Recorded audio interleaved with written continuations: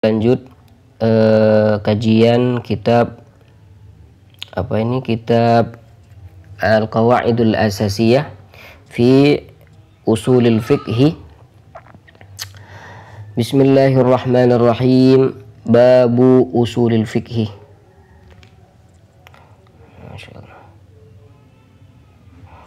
Babu Usulil Fiqhi.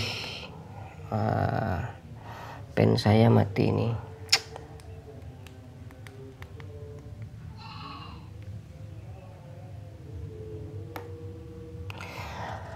Bismillahirrahmanirrahim. Babu usulil fiqhi. Babu usulil fiqhi. Bab ini akan merangkai tentang pembahasan usul fikih, di mana beliau ini akan membahas terlebih dahulu akar dari kalimat usul dan juga akan membahas apa itu fikih. I'lam anna lafdha usulil fiqhi huwa laqabun li hadzal fannil makhsus al-mudawwan wa huwa lafdhun murakkabun tarkiban idhafiyan min juz'ain.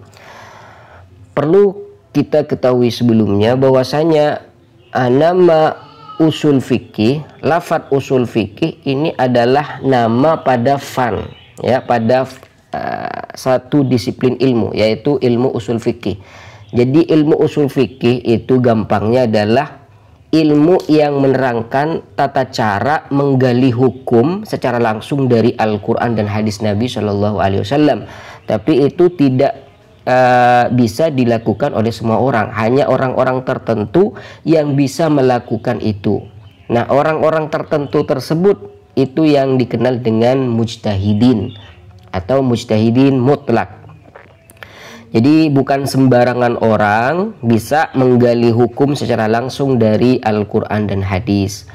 Nah, jadi ilmu usul fikih itu secara mudahnya kita pahami bahwasanya ilmu atau kaidah-kaidah umum tentang cara menggali atau istimbat hukum syariat dari Al-Quran dan hadis Nabi Shallallahu Alaihi Wasallam secara langsung. Jadi kita itu belajar fikih. Fikih itu adalah instannya yang sudah dikelola oleh mereka. Jadi mereka itu istimbat, menggali sendiri dari Al-Quran dan hadis sesuai dengan kemampuan mereka. Dan ini ada dasar dari firman Allah Subhanahu wa taala, fas'alu ahla dzikri in kuntum la ta'lamun. Hendaklah kalian semua bertanya pada orang-orang yang mengetahui. Siapa yang mengetahui? Ulama al-mujtahidin seperti Imam Syafi'i, Imam Abu Hanifah, Imam Malik, Imam Ahmad. Mereka lah orang-orang yang mengetahui. Dan pintu ijtihad ini tidak tertutup sampai sekarang. Yang penting masih ada orang-orang yang anggaplah sekelas mereka atau bahkan mengungguli dari mereka bisa ijtihad. Bahkan dia haram naklid, ya, selama itu mampu. Tapi pada kenyataannya ya tidak ada orang yang mampu. Sehingga sekarang ini cukup mengikuti orang-orang ulama-ulama yang bisa saja, yaitu mazhab yang 4. Jadi itulah yang dikatakan dengan fan usul fikih. Nah, usul fikih ini menjadi nama pada ilmu tersebut, di mana ilmu itu adalah ilmu khusus yang dibukukan. Lafadz usul fikih sendiri itu merupakan lafadz yang tersusun. Tersusun apa? Tersusun idhafi, mudhaf ilaih. Ini usul mudhaf, al-fiqhi mudhaf ilaih. Min juz'ain diambil dari 2 kata. Yang pertama itu usul, yang kedua itu fikih. Mudhaf wa mudhaf ilaih. Falafdhu usulil fiqhi lahu maknayan. Maka lafadz usul fikih ini mempunyai 2 makna, 2 arti. Ahaduhuma maknahul idhafi wa huwa ma yufhamu min mufradaihi inda idil awwali bi idafatihi litsani. Jadi kata beliau, usul fikih ini mempunyai 2 arti. Arti ketika kita mudhafkan usul, kita sandarkan usul pada fikih. Usulul fikih itu mempunyai arti karena usul fikih ini sudah menjadi nama pada fan tertentu. Ini makna yang pertama. Makna yang kedua, ketika kita pisahkan antara kata usul dan kata fikih, ini akan mempunyai arti lain. Apa arti usul, apa arti fikih. Dan ini yang dimaksud oleh beliau di sini. Wa tsanihima al-ma'nahu laqabi, dan yang kedua adalah makna secara nama, yaitu usul fikih. Secara dijadikan nama sudah, apa maksud dari usul fikih keseluruhan? Wa huwa al-ilmu alladhi ja'ala hadzal murakkab lidhafi laqaban lahu. Adalah yang dimaksud usul fikih adalah ilmu di mana lafadz usul fikih ini dijadikan nama untuk ilmu tersebut. Wa nukila an ma'nahul awal. Jadi yang pada dasarnya usul mempunyai arti, fikih mempunyai arti, setelah digabung jadi satu maka mempunyai arti yang lain. Fa ammal juz'ul awal, bagian yang pertama, bagian yang pertama falafdu usul, maka di situ ada lafadz usul. Wa amma tsani falafdul fikih. Bagian yang kedua adalah fikih. Wa hadzanil juz'ani yakni usul wa fikih mufradani ay ghairu murakkabaini. Jadi lafadz usul fikih ini sama-sama mufrad. Maksudnya tidak tarkib, ya, tidak tersusun. Fal murad bil ifrad huna diddut tarkib la diddut tasniyah wal jama'. Jadi di sini beliau itu mengikuti yang ada di Waraqat, bahwasanya lafadz usul fikih ini sama-sama mufrad. Usul ini mufrad, wal fikhu, lafadz fikhu ini juga mufrad. Kalau fikih mah jelas, tapi kalau usul masa dikatakan mufrad? Kata beliau yang dimaksud mufrad, mufrad di sini adalah mufrad yang menjadi lawan dari murakkab. Jadi ada mufrad, ada murakkab. Ja'a Zaidun, ini murakkab. Qiyamu Zaidin murakkab. Fal murad bil ifrad huna diddut tarkib la diddut tasniyah wal jama'. Jadi yang dimaksud mufrad di sini adalah kebalikan dari murakkab, bukan yang menjadi kebalikan dari tasniyah dan jama'. Kan di situ ada mufrad, ada tasniyah, ada jama'.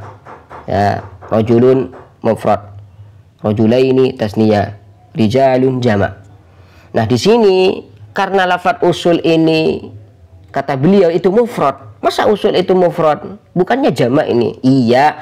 Tapi yang dimaksud mufrad di sini bukan mufrad yang menjadi lawan dari tasniyah jama'. Tapi yang dimaksud mufrad ini mufrad yang menjadi lawan dari murakkab. Allah. Fa inna lafdzal usul jam'un kama la yakhfa. Karena kalau kita teliti di sini lafadz usul ini bukan mufrad tapi jama'. Nah, jadi kata beliau mufrad ini mufrad yang menjadi lawan dari murakkab. Al aslu lughatan, yang dinamakan aslun. Aslun ini merupakan bentuk mufrad dari usul. Huwa syai'ul mahsusu awil ma'qulu alladhi yanbani alaihi ghairuhu ka aslil jidari alladhi huwa asasuhu.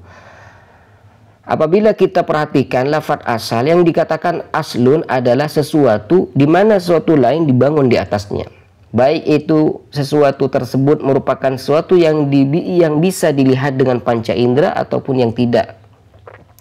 Seperti asl jidar, pondasi dari dinding, pondasi dari rumah.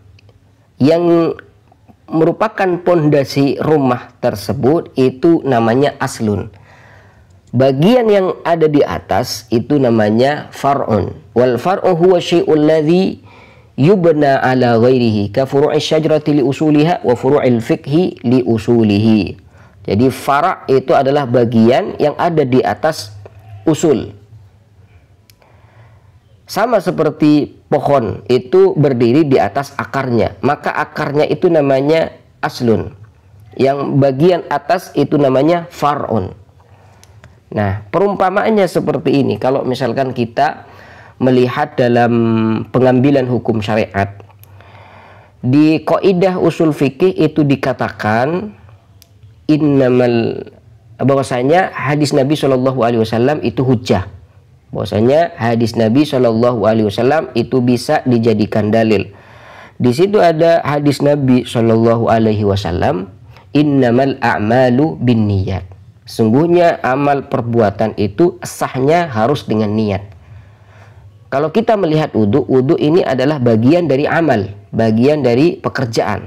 Maka karena kata qaidahnya tadi innamal a'malu binniyat, ini hadis itu adalah hujjah, berarti di wudhu itu wajib ada niat. Maka niat wudhu ini namanya far'un. Aslunnya apa? Aslunnya adalah hadis Nabi Shallallahu Alaihi Wasallam, innamal a'malu binniyat. Di mana innamal a'malu binniyat ini merupakan hadis Nabi Shallallahu Alaihi Wasallam. Di kaidah umum usul fikih dikatakan bahwasanya hadis Nabi Shallallahu Alaihi Wasallam itu adalah dalil yang dijadikan sandaran hukum syariat. Amma bihasabil asli, amma bihasabil istilah, falilafzil asli arba'atu ma'anin. Adapun kalau kita melihat di istilah para ulama sendiri, lafadz aslun ini mempunyai beberapa istilah, mempunyai beberapa arti. Di antaranya ad-dalil. Lafadz aslun tapi artinya dalil. Ini kalian bisa temukan di kitab-kitab fikih, ya. Setelah kitabus siyam, al-aslu fihi qauluhu ta'ala kutiba alaikumus siyam, babuz zakati, misal kitabuz zakati, al-aslu fihi qauluhu ta'ala wa atuz zakah. Apalagi Allah salat, kitabus salati, al-aslu fihi qauluhu ta'ala aqimus shalah. Apa maksud dari aslun yang menjadi istilah para ulama itu? Dalil. Yang dimaksud aslun di sini adalah dalil. Kaqaulihim al-aslu fi hadhil mas'alah al-kitab wa sunnah ay ad-dalil. Maksud dari dalil dari pernyataan ini adalah hadis Nabi. Wa minhu usul fikih ay adillatuhu. Di antara maknanya adalah usul fikih, yang dimaksud usul fikih adalah dalil-dalil fikih. Warujhan, kadang lafadz aslun ini yang dimaksud adalah rujhan. Rujhan ini adalah dalil yang lebih kuat. Al aslu fil kalam al haqiqah ay ar-rajih inda sami. Ra'aitu asadan, saya melihat singa. Lalu berkata ulama, al aslu fihi annal asad ma'nahu al hayawanul muftaris. Bahwasanya dimaksud asad di sini adalah hewan buas yang disebut dengan singa. Ini arti yang kedua. Arti yang ketiga, al-qa'idatul mustamarrah, adalah kaidah-kaidah yang berlaku umum. Nahu ibahatil maitati lil mutarri ala khilafil asli. Bahwasanya diperbolehkannya makan bangkai bagi orang yang dalam keadaan darurat itu berbeda dari aslun. Maksudnya berbeda dari aslun, berbeda dari hukum yang berlaku secara umum. Jadi lafadz aslun di sini mempunyai arti hukum yang berlaku atau kaidah yang berlaku secara umum. Hukum bangkai itu bagaimana? Hukum bangkai haram dan najis. Jadi hukum haram inilah yang berlaku umum, merupakan kaidah yang berlaku umum untuk semua bangkai. Maka semua bangkai bisa dikatakan haram dan najis. Nah, di sini ketika seorang ini dalam keadaan darurat, maka diperbolehkan memakan bangkai.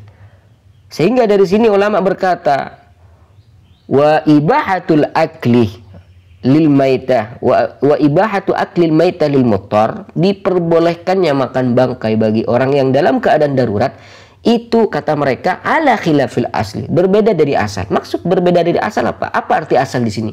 Yang dimaksud aslun di sini adalah berbeda dari hukum yang berlaku umum, keluar dari hukum yang berlaku umum. Wasuratul maqis 'alaiha kama sayati fi babil qiyas. Dan aslun itu bisa diartikan dengan maqis alaih. Jadi di situ di pembahasan qiyas ada istilah maqis alaih, qais. Kalau kita melihat apa sih hukuman yang diberikan oleh Islam tentang memukul kedua orang tua? Apa hukum memukul kedua orang tua? Kalau kita cek dalam Al-Quran, tidak ada larangan memukul kedua orang tua. Tidak ada. Tapi para ulama ingin menetapkan hukum. Bagaimana hukum memukul kedua orang tua? Akhirnya mereka, para ulama mujtahidin ini, mencari dalam ayat-ayat Al-Quran di mana larangan-larangan yang berkaitan dengan kedua orang tua. Akhirnya mereka menemukan fala taqul lahuma uff, maka janganlah kamu katakan pada kedua orang tua ah. Nah, ini bentuk menggerutu ya pada kedua orang tua. Ini saja dilarang oleh syariat, oleh Al-Quran dilarang. Kenapa mengatakan ah pada kedua orang tua ini dilarang? Karena di situ ada menyakiti pada kedua orang tua. Maka kalau memukul kedua orang tua itu tentunya lebih menyakiti daripada hanya mengatakan ah. Dari sini ulama mengkiaskan, ulama mujtahid mengkiaskan memukul kedua orang tua disamakan dengan hukum mengatakan ah. Mengatakan ah itu haram, maka memukul kedua orang tua juga haram. Di sini dalam ilmu qiyas, hukum atau memukul kedua orang tua ini dikatakan far'un, ya, dikatakan far'un. Mengatakan ah ini merupakan hukum bukan dikatakan aslun, ya. Memukul kedua orang tua dikatakan far'un dan mengatakan ah itu disebut dengan aslun. Ini yang dimaksud beliau di sini. Allah. Al-fiqhu lughatan al-fahm. Ini bagian yang kedua. Jadi bagian pertama itu aslun, bagian yang kedua adalah fiqhun. Al-fiqhu lughatan al-fahm. Kata fikih itu secara bahasa mempunyai arti paham. Seperti sabda Nabi Shallallahu Alaihi Wasallam, "May yuridillahu bihi khairan yufaqihu fid-din." Barang siapa yang oleh Allah diinginkan kebaikan, maka oleh Allah akan diberikan pintu pemahaman baginya. Jadi fikih mempunyai arti paham. Wastilahan secara istilah, ma'rifatul ahkami syar'iyyati allati tariquha al-ijtihad. Allati tariquha al-ijtihadu. Jadi mengetahui hukum-hukum syariat yang mana itu diketahui dengan cara ijtihad. Maksudnya gimana? Ini agar kalian paham. Sholat 5 waktu itu kan wajib. Hukum sholat 5 waktu itu wajib, itu hukum fikih apa bukan? Itu bukan hukum fikih. Kenapa? Karena sholat 5 waktu itu wajib bukan dengan jasa ijtihad dari para ulama yang menggali hukum dari Al-Quran dan hadis, tidak. Itu bukan hukum fikih, tapi hukum akidah. Jadi sholat 5 waktu itu wajib, hukum akidah. Buktinya, apabila seorang itu ingkar akan kewajiban sholat 5 waktu, hukumnya gimana? Kafir. Bukan fasik, tapi kafir. Kewajiban zakat itu merupakan hukum fikih atau bukan? Nah, kita lihat terlebih dahulu. Apakah kewajiban zakat ini diperoleh dari istimbat penggalian hukum dari Al-Quran dan hadis? Tidak. Ya, tidak. Tapi itu namanya hukum akidah. Buktinya orang yang ingkar kewajiban zakat, hukumnya gimana? Kafir. Kewajiban haji, orang yang ingkar kewajiban haji, kafir. Berarti kewajiban haji itu bukan hukum fikih. Nah, insya Allah paham ya. Nah sekarang, niat ketika kalian ambil wudhu itu wajib atau tidak wajib? Ketika kalian ingin wudhu, wajib atau tidak? Dalam mazhab Imam Syafi'i, niat wudhu itu hukumnya wajib, karena innamal a'malu binniyat. Imam Abu Hanifah berpendapat bahwasanya niat wudhu itu tidak wajib, ya, bebas. Jadi tanpa niat pun sah-sah saja, ya. Jadi di sini hukum niat wudhu terjadi ikhtilaf ulama. Kenapa ulama ikhtilaf? Di situ ada ijtihad, ya. Jadi Imam Syafi'i berusaha mengetahui hukum niat wudhu. Akhirnya digali dari Al-Quran dan hadis, menemukan hadis Nabi Shallallahu Alaihi Wasallam, innamal a'malu binniyat, ya. Dan wudhu ini termasuk dari pekerjaan, maka wudhu itu wajib niat. Jadi Imam Syafi'i ini menggunakan apa yang dikatakan oleh ulama mantik dengan qiyas iktirani. bentuk muqaddimahnya ini menggunakan premis ya, premis pertama, premis kedua itu. Premis pertama, kalau kita susun cara istimbat beliau, innamal a'malu binniyat, innamal a'malu binniyat. Ini kita jadikan premis yang kedua. Premis pertama adalah al-wudu'u amalun. Al-wudu'u amal. Ini premis pertama. Bahwasanya wudu adalah bagian dari pekerjaan. Premis pertama.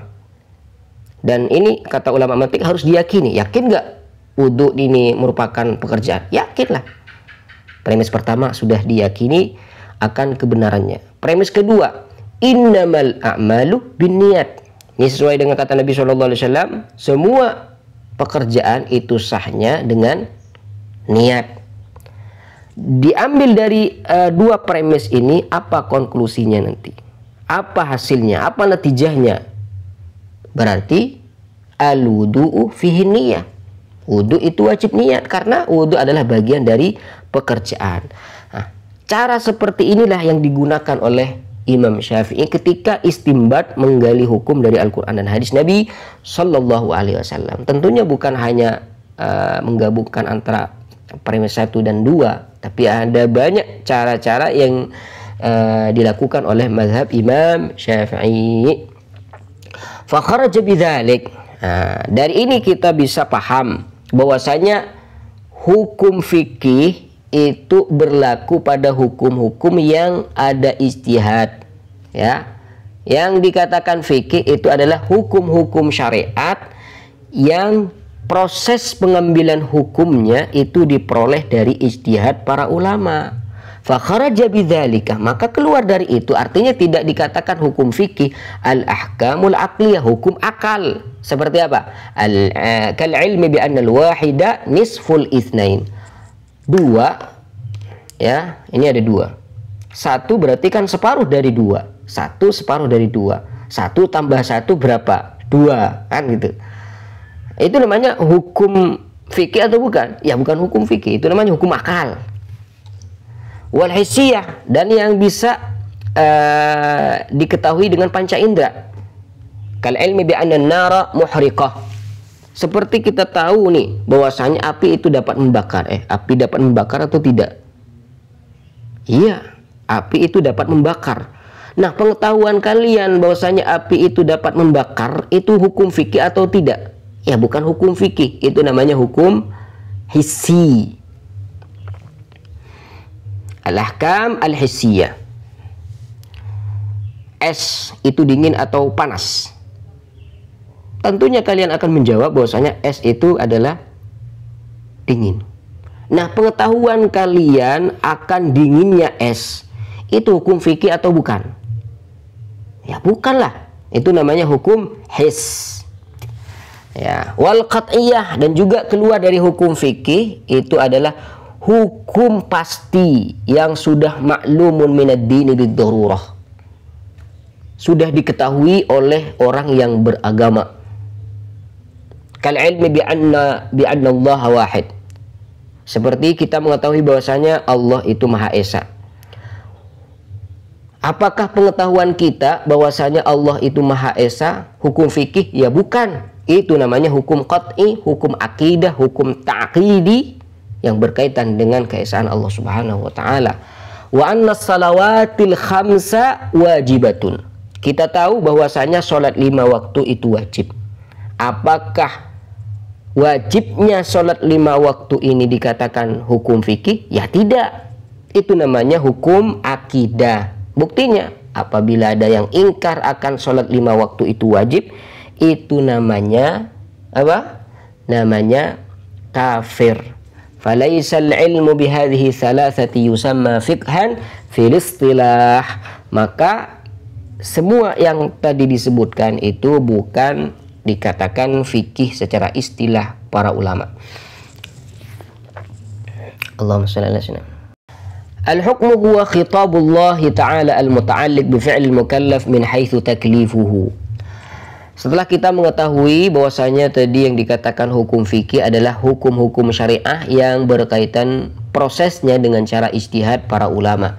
Berarti hukum yang diperoleh dengan tanpa ijtihad para ulama itu namanya bukan hukum fikih, melainkan itu hukum keyakinan.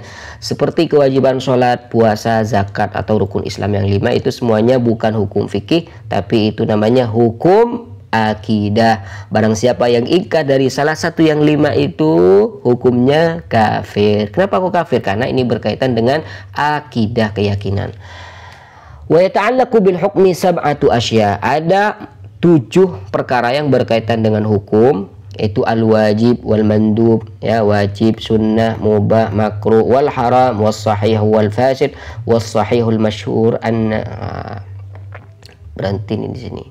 Was sahihul masyhur annal hukma khamsatun faqat, ya, karena di sini ada istilah fasid, ada istilah batil, ya. Ada istilah sahih, ada istilah batil. Was-sahihu al-masyhur anna al-hukma khamsatun faqat, ya. Tapi yang banyak dikenal oleh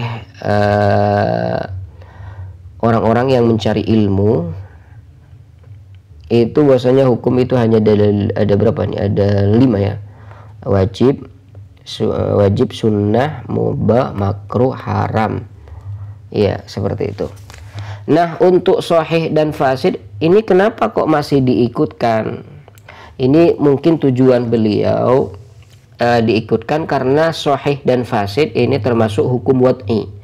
Nah, wajib, mandub, mubah, makruh, haram ini hukum taklifi. Nah, kalian kan tahu bahwasanya hukum syar'i itu dibagi 2. Ada hukum syar'i taklifi dan juga ada hukum syar'i wad'i. Hukum syar'i taklifi itu ada 5, wajib, sunnah, haram, makruh, mubah. Itu hukum taklifi. Hukum wad'i itu ada 7. Ada sahih, ada fasid, ada syarat, ada sebab, ada mani, ada batil. Itu kita akan bahas di sini insya Allah. Jadi definisi hukum di sini mencakup 7 hukum asy-syar'i wal wad'i maksudnya. Allahumma shalli ala sayyidina Muhammadin wa ala alihi wa sahbihi wasallim. Wa hiya al-ijab wan nadb. Adapun yang 5 ini adalah ijab. Nah, di sini mungkin saya jelaskan sebentar. Ada ijab, ya, ada ijab, ada wajib. Perhatikan, ada ijab, ya, ada ijab, ada wajib. Apa perbedaan ijab wajib? Ada nadbun, ada mandub, ya, ada mandub. Ada ibahah, ada mubah. Apakah ini ada perbedaan? Iya, ini beda. Kalau ijab ini nama khitabnya.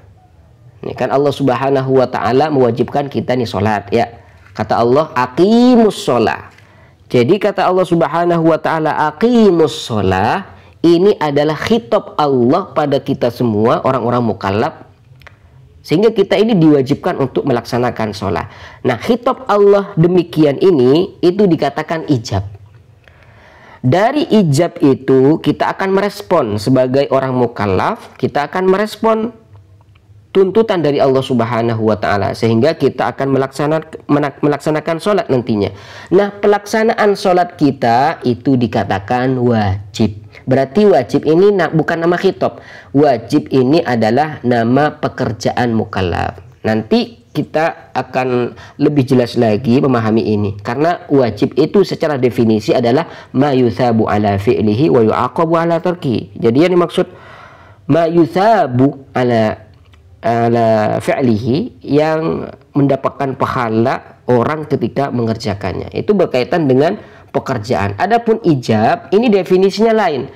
Definisinya adalah khitabullah al-muta'alliq bi talabil fi'li minal mukallaf talaban jaziman.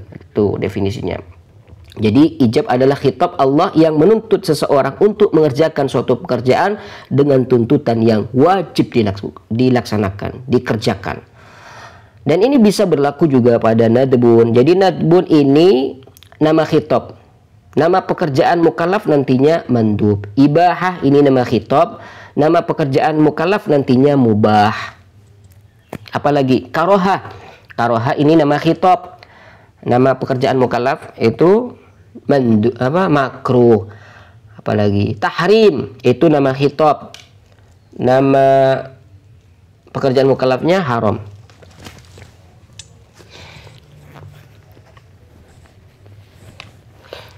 Ahlan ahlan.